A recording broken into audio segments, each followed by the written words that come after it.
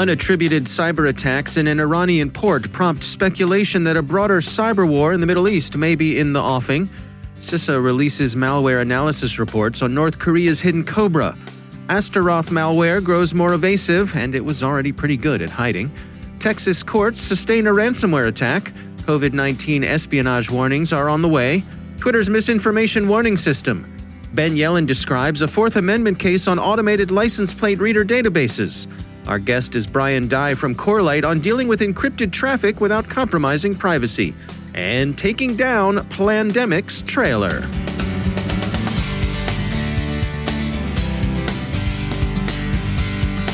And now, a word from our sponsor, ThreatConnect. Designed by analysts but built for the entire team, ThreatConnect's intelligence-driven security operations platform is the only solution available today with intelligence, automation, analytics, and workflows in a single platform. Every day, organizations worldwide use ThreatConnect as the center of their security operations to detect, respond, remediate, and automate. With all of your knowledge in one place, enhanced by intelligence, enriched with analytics, driven by workflows, you'll dramatically improve the effectiveness of every member of the team. Want to learn more? Check out their newest ebook, SOAR Platforms. Everything you need to know about security, orchestration, automation, and response. The book talks about intelligence-driven orchestration, decreasing time to response and remediation with SOAR, and ends with a checklist for a complete SOAR solution. Download it at threatconnect.com/cyberwire. That's threatconnect.com/cyberwire. And we thank ThreatConnect for sponsoring our show. Funding for this CyberWire podcast is made possible in part by McAfee, security built natively in the cloud for the cloud, to protect the latest like containers, to empower your changemakers like developers, and to enable business accelerators like your teams. Cloud security that accelerates business. It's about time. Go to McAfee.com/time. From the CyberWire studios at Data Tribe, I'm Dave Bittner with your CyberWire summary for Tuesday, May 12, 2020. Iranian officials acknowledge that Shahid Rajoy, the port of Bandar Abbas, sustained a minor cyber attack last week. They characterize it as a failure, ZDNet reports, with only a few computers affected and operations of the port undisrupted. The authorities offered no specific attribution beyond saying that the attack had a foreign origin. Whether that foreign actor was a state, a hacktivist group, or a criminal gang wasn't specified. The Jerusalem Post wonders if the Shahid Rajoy attack and the cyber attack on Israeli water systems, which the newspaper says caught the Israeli cabinet by surprise, are harbingers of a wider cyber war in the Middle East. Cyberscoop reports that the U.S. FBI and Department of Homeland Security this morning released malware analysis reports on tools used by North Korea's hidden Cobra threat group. The Cybersecurity and Infrastructure Security Agency summarizes the three reports in an announcement posted to its site. Cisco Talos says that the Astaroth malware, which ZDNet notes has also been tracked by IBM, Cybereason, and Microsoft, has improved its obfuscation and evasion capabilities, particularly with respect to its use of YouTube channel descriptions to carry encoded and encrypted command and control communications. So far, Astaroth, spread principally through phishing campaigns, has been largely confined to Brazil, but that could change quickly. The Office of Court Administration, which provides IT services for Texas courts, has been hit by ransomware, according to The Hill. Their websites were taken offline after the attack, but courts are continuing business by other means. They're distributing documents by Dropbox, for example. Which strain of ransomware is involved hasn't been disclosed yet, but the courts say they're not paying the gangs, no matter what. The Washington Post followed up yesterday's report in the New York Times and elsewhere that the U.S. FBI and Department of Homeland Security were preparing a warning about Chinese espionage directed against COVID-19 vaccine and treatment research, with news that such warnings will probably be out within a week or so and not within the few days originally expected. The Post notes that the warning is expected to focus on non-traditional actors, that is, students and researchers already in place at U.S. research institutions who are or will be activated to collect information on vaccines and treatments. China's foreign ministry has preemptively denounced the warning. Zhao Lijian, the spokesman for the Chinese foreign ministry, said, quote, "We firmly oppose and fight all kinds of cyber attacks conducted by hackers. We are leading the world in COVID-19 treatment and vaccine research.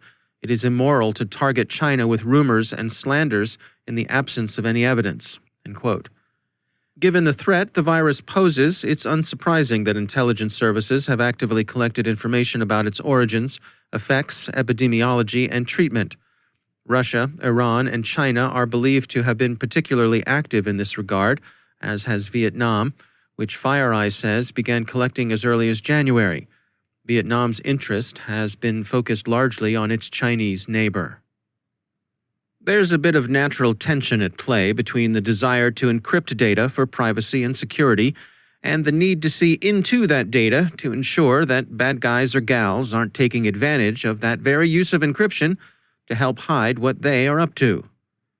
Brian Dye is Chief Product Officer at Corelight, and he offers these insights. We're definitely seeing a lot of encryption, which is good, right? It gives a lot of security benefits, gives a lot of privacy benefits. Most organizations that we see are in the 60 to 70% kind of encrypted traffic. And we find it's pretty interesting to think not just about the broad brush of how much is encrypted, but about which flows are actually encrypted, because you've got a bunch of outbound content, right, that in particular is going to have a lot of personal traffic that has an expectation of privacy, a bunch of inbound flows that you can choose to decrypt or not, and then kind of internal or east-west flows where you have the choice to engineer invisibility. So, there's the broad stat, and then there's those three different kind of types of traffic that folks are really thinking about in many ways differently. How do you recommend folks approach those individual flows? Are there best practices here? Best practices is a function of which geography you're in and kind of what compliance scheme you operate on. But I would definitely say there's some design patterns, right? Outbound flows where folks have the expectation of privacy, those are generally not being decrypted for all sorts of reasons, especially if you're kind of in the EU in general. In areas where folks have the desire or the mandate to actually encrypt inbound, especially stuff aimed at their business systems, we're still seeing some of that. And then internal, I think, is becoming more and more encrypted, especially as folks think about zero trust. Do you find that there are any common misperceptions that people have when it comes to using encryption? I think the most common one is the belief that encryption kind of puts this veil of blindness into the network. And as we've kind of talked about, that's really not the case, right? And if you take a simple example like J3 hashes, right? When folks first had encryption, we said, oh, wait, that's removing all this signal. So then, folks like the Salesforce team came up with approaches like J3 where you generate new signal into these encrypted environments. And then the cat and mouse game is continuing, right? So we've seen some actions of attackers, for example, trying to hide from J3 signatures by using pre-shared keys. Well, the trick is if you can actually find when pre-shared keys are being used, so essentially a SSL instant encryption, right? Encryption communications that are happening without an SSL handshake. Now you've found the pre-shared keys. So now you've gone through the whole cycle of you have an insight mechanism, you have an evasion technique, and you have a countermeasure. So that's kind of the oldest cat and mouse game in security, if you will, and it's absolutely continuing in the encryption world. And I suppose no sign of it slowing down. No, we don't see that slowing down. It's kind of the fun yet terrifying kind of evergreen part of our world. And a lot of what we're trying to think about is how do we help enable and connect different folks in the open source community that are doing some pretty thought-leading stuff here, right? Because we definitely find that, just like in the J3 example, when you've got a couple of high-end defenders that are all seeing the same problem, just connecting the dots across them so they can work on it together, that has a lot of value before you talk about anything technical, right? Just helping us all build bridges so we can work together, that's the right starting point. That's Brian Dye from Corelight.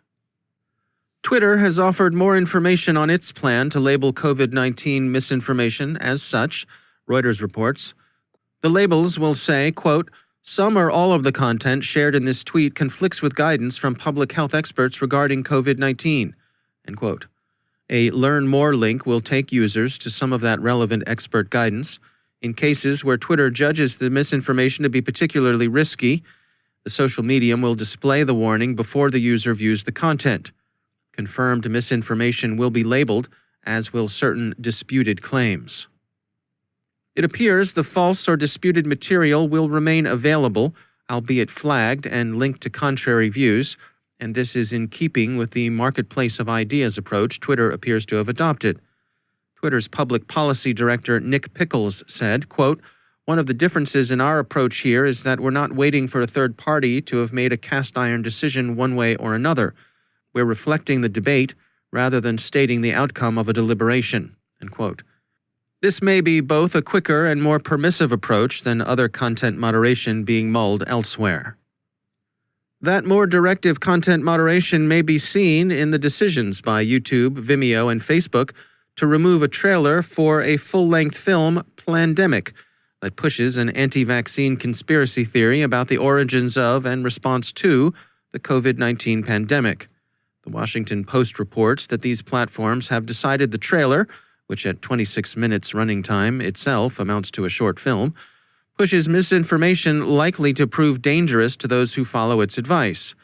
YouTube says that its policy is to take down content that includes medically unsubstantiated diagnostic advice for COVID-19, like the Plandemic trailer. Facebook's rationale was more specific, suggesting that wearing a mask can make you sick could lead to imminent harm, so we're removing the video. Vimeo said it was keeping our platform safe from content that spreads harmful and misleading health information. The video in question has been removed by our trust and safety team for violating these very policies.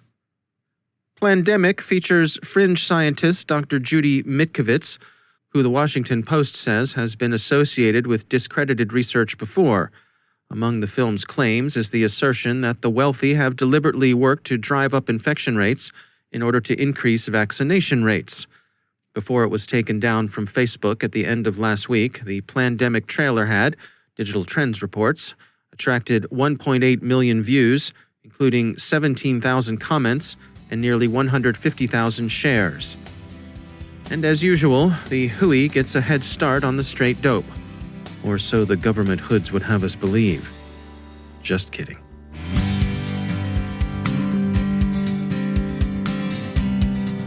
And now, a word from our sponsor, LastPass. LastPass is an award-winning security solution that helps millions of individuals and over 61,000 organizations navigate their online lives easily and securely. Businesses can maximize productivity while still maintaining effortless, strong security with LastPass. Security is essential for a remote workforce. LastPass Identity helps make stronger security seamless through integrated single sign-on, password management, and multi-factor authentication. LastPass Identity enables remote teams to increase security. LastPass can help prevent against the uptick in cyber attacks targeting remote workers through biometric authentication across apps, workstations, and VPNs for an additional layer of security across all critical devices. It can help manage user access. Regardless of where or how employees need access, LastPass ensures employees always have secure access to their work applications through single sign-on and password management. It helps your employees securely share. LastPass enables remote employees to securely share passwords across teams in order to securely collaborate and stay on top of critical projects. And it helps maintain control. LastPass enables IT to remain in complete control over which employees are accessing which resources, no matter where they're working from. With LastPass Identity, you can keep your remote workforce secure and connected. Visit LastPass.com to learn more. That's LastPass.com. And we thank LastPass for sponsoring our show.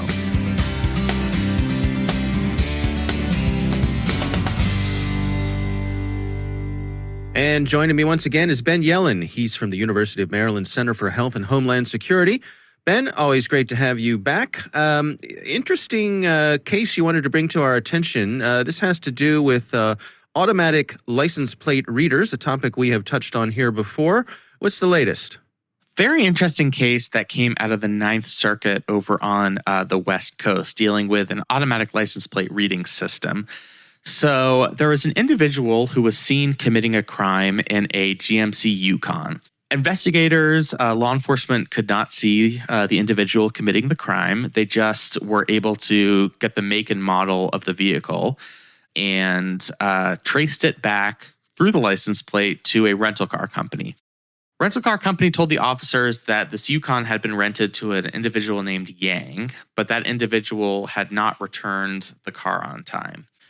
So the question in this case is whether this individual had a reasonable expectation of privacy in this vehicle, given that he had violated the rental agreement and not returned the vehicle on time. Therefore, he did not have a valid property interest in that vehicle. The rental company tried to locate the vehicle using its company-owned GPS system. Mr. Yang had disabled that system. So after that had happened, the investigators put the license plate into this automated license plate reading system. It was picked up. They ended up arresting Yang and charging him with this crime. So Mr. Yang tried to suppress the search by saying that even though the rental agreement had expired and even though he was supposed to have turned in the rental car prior to when this crime had been committed, he still had a reasonable expectation of privacy in that vehicle. And there has been some case law saying that just because a lease has expired, that does not automatically eliminate the lessee's privacy interests in that property. And that's certainly help me understand here before we move on. Sure. I mean, if I rent a car and in the course of me driving that car, I do something that catches the eye of law enforcement, are they typically allowed to go to the rental agency and say, who rented this car? So they would need a warrant to do that because you as a lessee have a expectation of privacy in that vehicle. I mean, you've been granted it's a license, but it's a temporary property interest in that vehicle. So, for that period during the rental agreement, law enforcement would have to seek a warrant. Here they did not. They just went to the rental car company and were like, hey, can you guys help us out? And they, without obtaining a warrant, put this license plate into this automated license plate reading system and got a hit. But they did so without getting judicial approval to conduct this search. So the past case law basically says you eventually lose your Fourth Amendment rights in rented property after the rental period has ended. Eventually is obviously a very vague term. We don't know if that's a few days, 1 week, several weeks. But just because that rental agreement has expired doesn't mean that your property interests have automatically been diminished. What the court is saying here is Mr. Yang did not have a reasonable expectation of privacy in the vehicle for a number of reasons. The first reason is there's no evidence that this rental car company had any policy or practice of allowing lessees to keep cars beyond the rental period. And the rental car company had made a bunch of attempts to repossess the vehicle. They tried to activate the GPS. So they were trying to assert their own property interests. So that's one element of the decision. Mr. Yang also argued that because of the Supreme Court decision, United States v. Carpenter, a person has a privacy interest in the whole of his or her movements across locations. I know we've talked about that case a lot on this podcast and our Caveat podcast. The gist of the case is in order to obtain historical location information, the government has to have a warrant. And that's sort of what Mr. Yang was arguing here. So what the court here is saying as it relates to that Carpenter question is this search had not revealed the whole of Mr. Yang's physical movements. It was not tracking him from location to location. It just picked up his license plate on one particular instance. So Carpenter is not implied in this case. And because the rental agreement had expired, he no longer had a reasonable expectation in that piece of property. So the conviction for now is upheld, although you never know. It is possible that this case could make it up to the Supreme Court and we get more clarity on when a person loses their reasonable expectation of privacy as it relates to automatic license plate readers on rented vehicles. All right. That's an interesting one for sure. Ben Yellen, thanks for joining us. Thank you.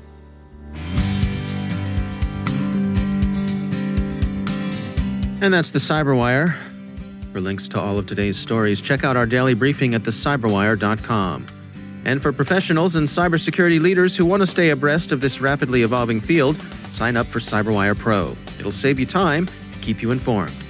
Listen for us on your Alexa smart speaker, too. Thanks to all of our sponsors for making the CyberWire possible, especially our supporting sponsor, Observe It, a Proofpoint company and the leading insider threat management platform. Learn more at observeit.com. The CyberWire podcast is proudly produced in Maryland out of the startup studios of Data Tribe, where they're co-building the next generation of cybersecurity teams and technologies. Our amazing CyberWire team is Elliot Peltzman, Puru Prakash, Stefan Vaziri, Kelsey Bond, Tim Nodar, Joe Kerrigan, Errol Terrio, Ben Yellen, Nick Valecki, Gina Johnson, Bennett Moe, Chris Russell, John Petrick, Jennifer Iben, Rick Howard, Peter Kilpie, and I'm Dave Bittner. Thanks for listening. We'll see you back here tomorrow.